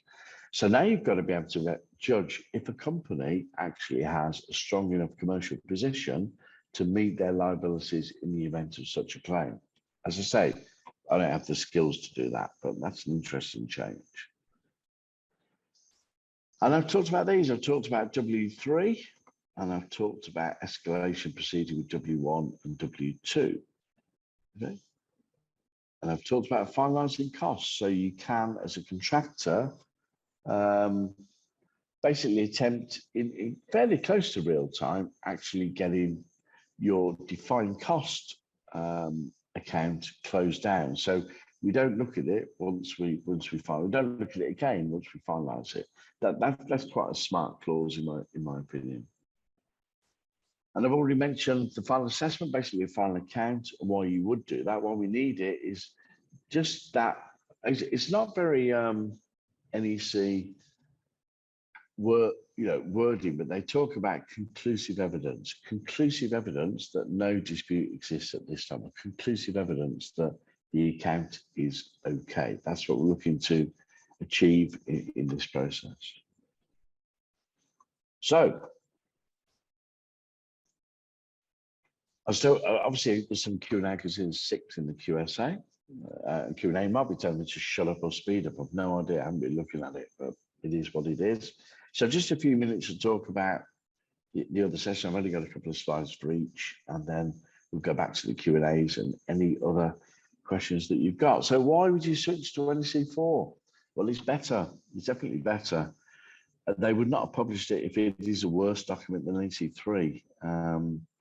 So it's got an alliance contract, it didn't have before. It's got a DVO contract, didn't have before. It's got professional service subcontractors, term service subcontract. It's got a facilities management contract, facilities management short contract, facilities management subcontract. So a better array of contracts, and you can see the changes. You know, I'm a big fan of most of the, not all of the changes, but most of the changes. Simplifying the schedule of cost components, getting rid of working hours overhead percentage. The one that I'm most cheered is the single fee percentage, not the 2 fee percentage. However, we've now created a little bit of a monster, in my opinion. So there's you know, buying the NEC contracts now, there's a box of contracts and a box of user guides. That box of contracts is difficult to upkeep. There's, I don't know, 14 or 17 or something like that main contracts that now need to be kept up to date.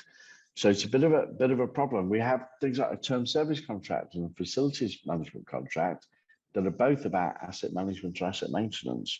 What we struggle to do is to bring the sort of the infrastructure asset management discipline in line with the building FM people. They just speak a completely different language. So for example, in the FM contract, we don't use the word defect. It's called, I can't remember the name of it now. I knew I'd forget it. Anyway, doesn't really matter. Yeah, I still find in practice people don't use the word defect. They're like non-compliance or non-conformance. So it's a problem in different industries using language that they're not well versed with. So hence why we produced an FM contract with the hope that we can penetrate the FM marketplace, which is basically buildings, and they might use NEC contracts.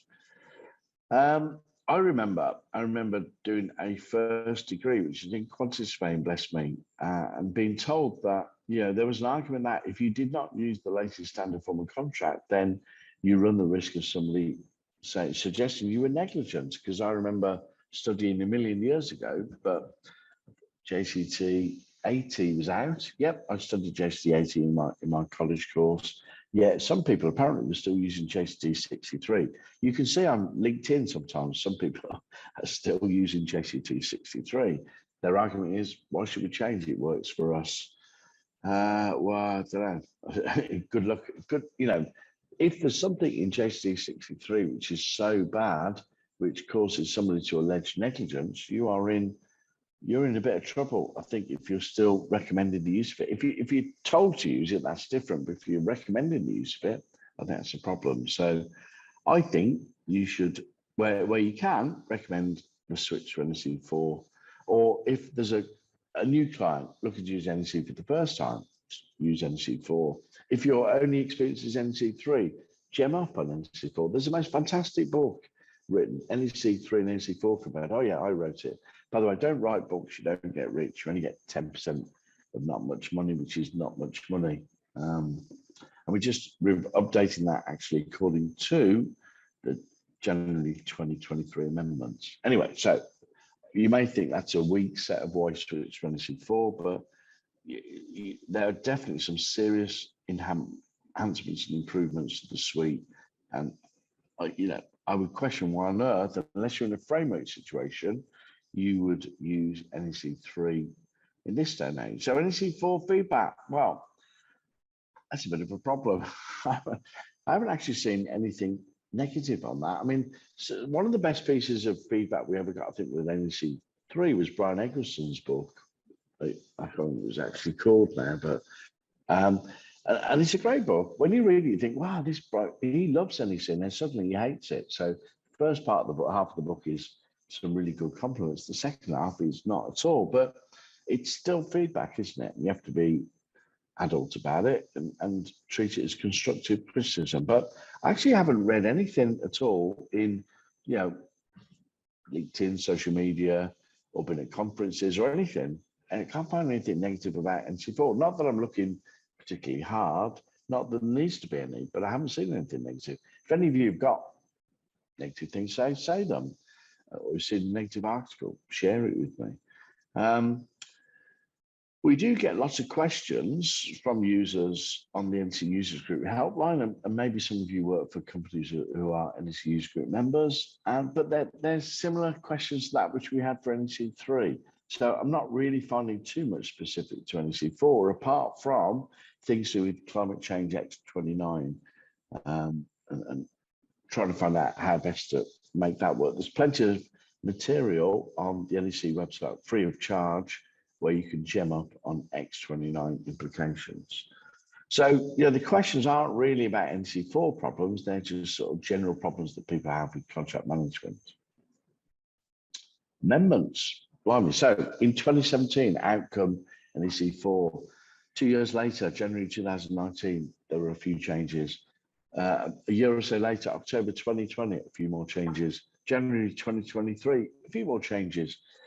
Into January 2023 have gone X29. So we've incorporated that, which was basically a free download Z clause on the website. It's now gone into the fourth version of NEC4 ECC. If you're rolling your eyes saying, do I need to buy all of these? Isn't it expensive? No, you don't.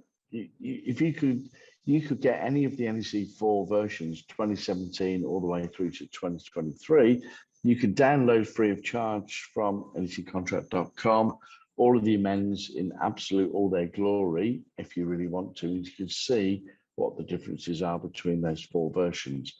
I would say that the most significant changes, I think, were October 2020 to clause 63.5, where they finally got it right, and probably January 2023. Some more changes to the ECI X22 clause, and finally incorporating X29 climate change. But as I say, if you only have to hand the June 2017 version, you can download the 3 lots of changes since then. And up to you, if you put them in the front or you mark up your contract, it's up to you. But be careful, if you're a tenderer, make sure you realize what the version of the NEC that you are tendering on. Is it the January 2023 version, or is it June 2017 version without any amendments? That is obviously quite important. Other NEC developments? Well, we must digitize, mustn't we? So one day maybe we stop giving you paper copies. We only give you electronic versions of the flowcharts now. Surely at some point in the future, we must digitize. We must also rationalize. We're just getting too many contracts, aren't we? How do we, I mean, there is the thought that says we could bundle up all the contracts and you could do some smart wizard thing that taps into the right clauses that asks you, what do you want to compile a contract of in it? But, behind the scenes, we'll still have 14, 17 main contracts, just letting the wizard pick the right clauses. But we must rationalize in some way. But there are no plans for NEC5. I haven't seen, that depth of comments or criticism or feedback or improvements that would warrant an NEC5. So I think, shall I purchase NEC4 for my better half for their birthday? Yes or no? Go for it. Get the newest one, which is January 2023. Maybe in 5 years it'll be an NEC5. I've no idea. Right now, there is not a big list of things that warrant that change. What we are doing right now is producing some Y clauses to enable the contract to be used in Singapore. The Singapore government is interested in trialling NEC. That's good news. And Hong Kong, having spent 10 years debating security of payment, finally produced a policy last year, but that is only policy, it's not law. Word is they may actually introduce it as law this year. If they do, we'll do some Y clauses for Hong Kong. We have some, what are Y clauses? They help bring the contract into line with national jurisdiction. So we have Y clauses for the UK, for Australia, for Ireland, and for New Zealand. And we're about to have some for Singapore, and we may in time have them for Hong Kong. And whether you've read about this or not, I don't know. We're going to do a Hong Kong specific NEC contract for ECC and TSC. They just do business. It's a cultural thing. They just do business in a different way and need to see different things in the contract that other countries don't need to see. So you may not even ever see this or look at it or review it. And it most likely will only ever be used in Hong Kong. It is very particular to that particular part of the world. But we might find that other countries want a similar thing because they are culturally different to everyone else. Let's see how that goes. So questions, there we go. Any questions that anybody's got? Let me go back to the Q&A bit, if I might. And Joseph, if you're not asleep, there we go. Look, yes, I'm here. Wide awake. Wide awake, and what an interesting time. What an interesting time we've had. Thank you. Yes, wonderful presentation. So you're very kind. So yes.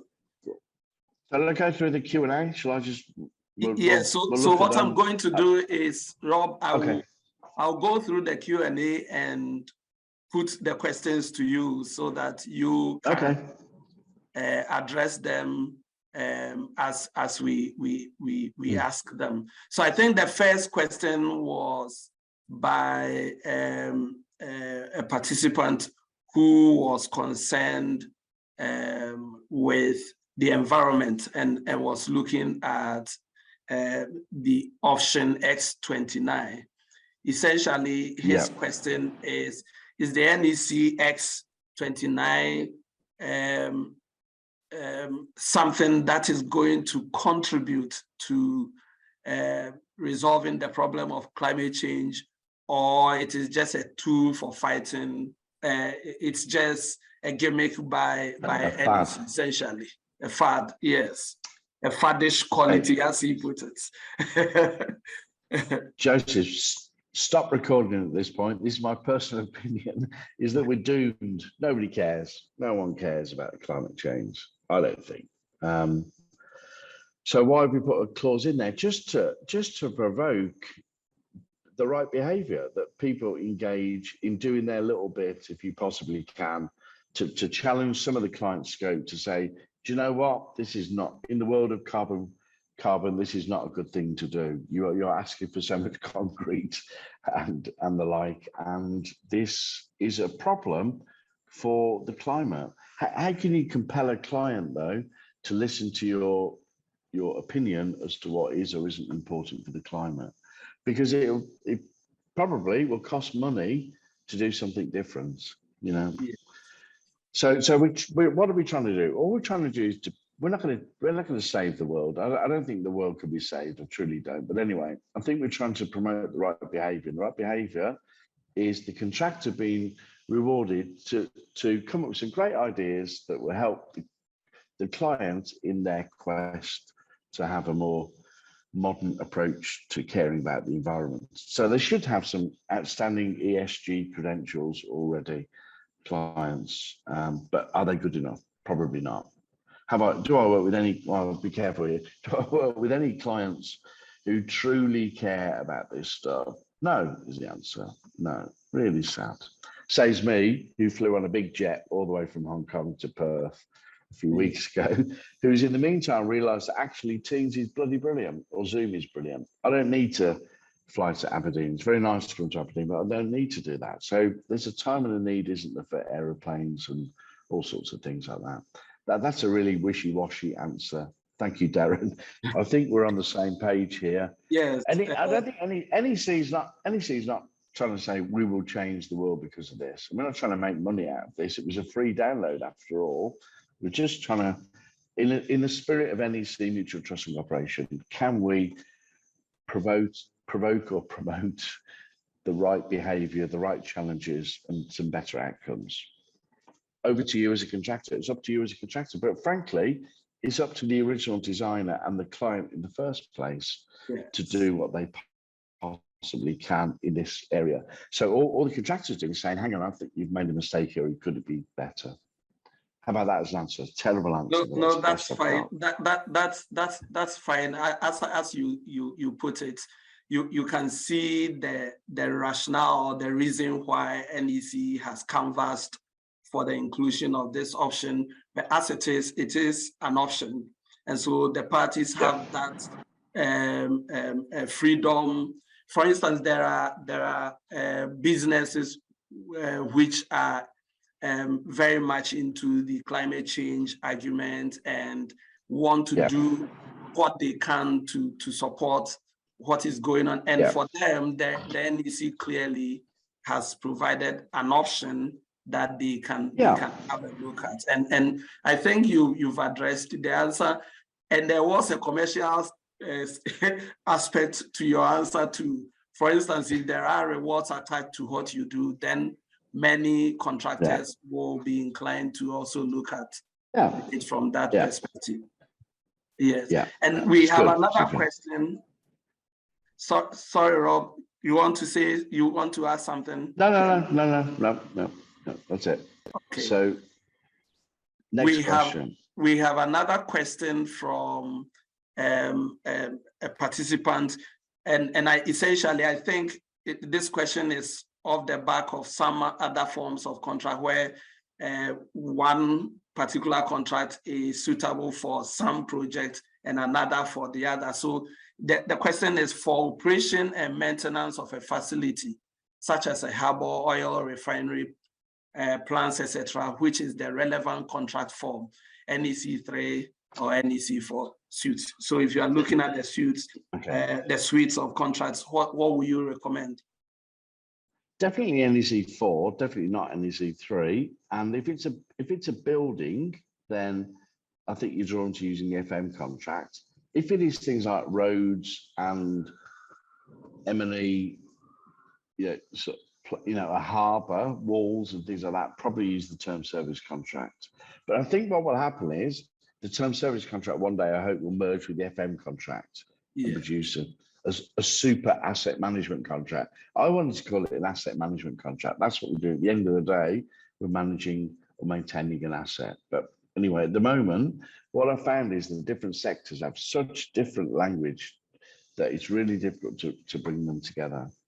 But definitely NEC4 for that. Excellent, excellent. And then we have, I think this is quite generic, but perhaps you can give us a line or two on this, the differences between the options A to F, briefly. Yeah. But how can I do that briefly? So option A is a lump sum contract. You have an activity schedule. Contractor prices that, and they're paid every month according to the activities they've completed. Closed book, lump sum. Option B, bill of quantities, very traditional remeasurement. Client does a design, somebody prepares a bill of quantities, contractor prices the bill, and we use the bill every month. We remeasure the works the contractor's done. A and B, very traditional forms of contracting. C to F, a whole new bag of tricks. Now we're into the world of open book, cost reimbursable type contracts. So what have you actually really paid? Actual cost. We call it defined cost, but pretty well actual cost. Now C and D come with a twist, because in C and D we have a target. So here's the original target that's bid, and hopefully the contractor brings in the actual cost plus a fee less than the target, and there's a gain share. If, however, it's more than the target, there's a pain share. But E and F are just pure cost reimbursable contracts. There you go. In a nutshell, 60 seconds Well done, Rob. That's well done. Yes, I have a question on dispute avoidance, and I think there are two questions I'll put together here. The first has to do with whether the decision of the avoidance board is binding, and the second part is why two senior representatives. What was the rationale for the number of the thinking behind that? Interesting. So there is no decision of the dispute avoidance board. The clue's in the word. They avoid boards. They avoid disputes or help the parties avoid them. They do not decide them. They are not there in an arbitral capacity. So their job is to work with the parties to help them get rid of disputes. They do not make a decision. So that's the answer to the first one. And therefore, there's no decision. It's not binding. And the parties basically get a recommendation out of the board. We recommend that you do the following, and you can shred the recommendation, or you can follow it, or you can do something different. It's up to you. Why two senior reps instead of one is an interesting one. So what you might find a power imbalance. If there's just one senior representative from each party, you could find a power imbalance. One is a brilliant negotiator, one is a complete muppet. So maybe having two for each, maybe just address that power balance. If there's two sensible people who act like adults and tell the truth, and there's no power imbalance, I would be okay with one for each. But I think two and two just levels the playing field a little bit. So that's probably why, from memory, we did two. And perhaps a follow-up question then, Rob. Is there anything wrong with, for instance, a party thinking that I'm putting forward my best three as against your best two, or is it up to the parties, or it must be the numbers agreed must be definite? Two and two, definite 2 and 2, and you name them in advance, but you can change them if they die or leave the company or exciting things like that. Yeah, absolutely, because you put their names forward ahead of any such disputes. The numbers would definitely have to be definite. And then there is a question about corruption. I think you touched on it in your presentation in relation to whether corruption is a cultural risk. What's your take on that, Rob? Well, I hate corruption with a passion, but sadly it's endemic in parts of the world, and it's a part of normal working practice, and it's really sad. It's really sad. So corruption to me destroys societies. It's just an evil thing. So is that cultural? Probably. It's definitely country specific, isn't it? You can investigate this yourself, and you'll find the likes of Scandinavia and New Zealand are the least corrupt countries. There's a scale, isn't there? And probably it's probably a lot of African countries will feature in the most corrupt in the world. It's just a terribly sad thing, but it is a way of life for some people. I helped some developing countries once upon a time. We were looking at proposals to avoid corruption, and they just couldn't get their head around. We just could not function without paying 7 lots of bribes. You could not do anything, and it's just desperately sad. How do you change that? I don't know. Is it culture risk? Yeah, it's a risk. How you can't ignore it though. So you either don't do business with those countries, or the world helps those countries to wean themselves off corruption. I prefer the latter, but right now, the leaders of those countries are filling their boots, aren't they? Yes. With money. I guess it's tricky. Yes, I guess the point you made about it being pervasive, and perhaps sometimes even within a supposedly lower risk country, you need to look at the party you are engaging with, because anything can happen. So I guess the due diligence aspect of the transaction is what this question is about. In other words, you don't go in there thinking that this region is immune from corruption, and so I don't do my due diligence, or that region is endemic, so I'm going to distrust everybody I work with. I guess it's down to the individuals you deal with, actually. I think I have on my list 2 more questions here, and perhaps we'll see how we are doing for time. There is a question about clause 10. Rob, I've written 2 papers on clause 10. I'll share with you later. But here the question is about good faith, whether clause 10 is about good faith everywhere. In the UK, there are some decisions which sort of flag good faith as one of the intents behind question 10. Clause 10, 1 and clause 10.2 now in the NEC4. And this questioner is wondering whether it's still a duty. I think you touched on it earlier on, whether you detach it from 10.1 or you look at 10.1 and 10.2 together. Well, I think personally, why we've split it is to make it clear that you have to do what the contract tells you to do, but in doing the things that you need to do, then you need to act with mutual trust and cooperation. And there was at least one case that's actually confirmed that and said, and it does not mean, therefore, that you have to step into the contractor's shoes and do it for them if they don't do it. So, I mean, this is absurd. If you spot the contractor builds a wall in the wrong place, it is not for you to knock down the wall and rebuild it in the right place. That's absurd. And therefore, on the commercial management of the contract, also do not assume the position of the contractor. That's for them to do.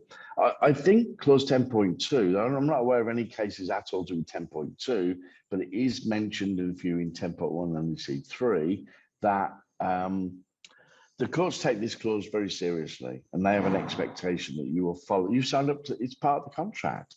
It's a term of the contract, and you must abide by it. I use the term good faith only because Humphrey Lloyd QC used the term good faith. I'm not going to argue with the QC. so he said it's a strand of good faith. And I see, the way I see it is I'm obliged as a professional person to be ethical. And to me, ethics is being honest, acting with integrity, and doing my professional best at all time. To me, that just sits really comfortably with the concept of good faith and of honesty. So I just have no hang up whatsoever. And to say that you shouldn't act honestly or in good faith is just, to me, it's a jurisdictional disaster. I think personally the UK should introduce that as a law. Why do we sell cars? When's the last time you sold a car, Joseph? I bet you because it was broke. And I bet you didn't tell the guy who bought it what the problem was. That's what we do. We're like dodgy market stall trade people, aren't we? And don't answer that question. Joseph, that was inflammatory, isn't it? There are interesting issues around clause 10. I see it as fundamental to the NEC philosophy. And I have a few things on that. There are some new developments in this area, particularly in Scotland, and we've done some commentary on that. And so I will say, participants, if you want to have a look at it, that's something you can look at. I'm looking at our time, and I think, Rob, we can squeeze in 2 very quick questions, and then we are out of here. Anything somebody is asking, or one of our participants is asking, whether anything prohibits appointing PM who is from the client organization and on their payroll. No, that's fine. If they're competent, no problem. What they do need to do, though, is to act as, independently and impartially. So they need to act as that independent certifier. So they cannot use their position to bash the contractor over the head. So if I think it's particularly difficult for a client person to act in that role sometimes because they're squeezed, aren't they? And the natural suspicion is that they will act on behalf of the client. And they should. I mean, to be honest, the project manager is an agent of the client, but when it comes to deciding how much money the client pays the contractor, they do so. They're there to hold the balance between the parties. If you've got an intelligent person in the client's organization who can act as a truly impartially independent project manager, great stuff. I don't have a problem with that. What is probably better that I've only heard of once. I heard once that an independent consultant was appointed as PM, half their salary paid for by the client and half their salary paid for by the contractor. But that's novel. But I've never heard of that since. But you know, I mean, what am I doing? What am I doing in Perth right now? I'm doing an accreditation course. What we think is that we're rubbish the world throughout in managing contracts. We really are poor at it, and we must get better. I'm trying to raise the competence level of ECC project managers. That's why we have accreditation courses. Exactly what I'm in Perth, training people last day tomorrow to hopefully to care more about the job. It's a really important role, and it comes with a lot of responsibility. Absolutely, absolutely. I think a final question before I go to Cheryl, Cheryl's message, which is currently in the chat.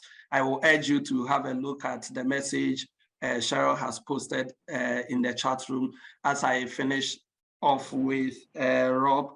Rob, there's a question. I think there was a comment on one of your slides about rationalizing a contract and sort of looking at the NEC and rationalizing, and somebody is asking, how would you do that? Well, okay, what I meant, the rationalization, our offering is huge. We have so many contracts and user guides and things. It's just, and if you got the box set and the guidance and the flowcharts, where would I start? Where would I start?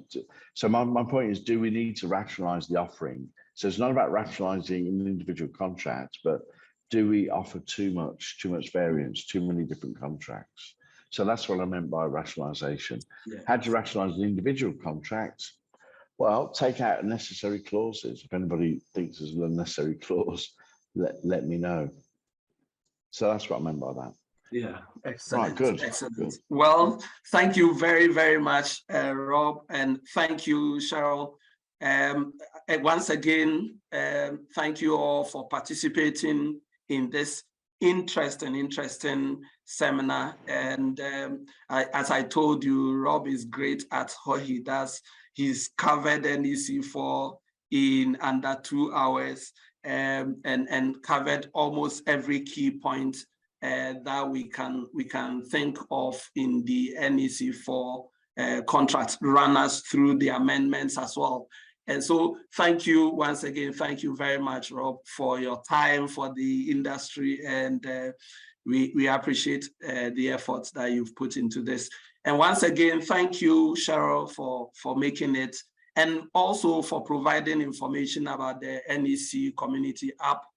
Can I encourage all of you to have a look at the information Cheryl has posted and act accordingly as the email has requested. On that note, I want to thank Chris and Colin for their support of this collaborative project between the law school, the alumni of the university, and NEC. And once again, thank you all for attending, and see you on another webinar. Thanks, Joseph. Thanks, everybody.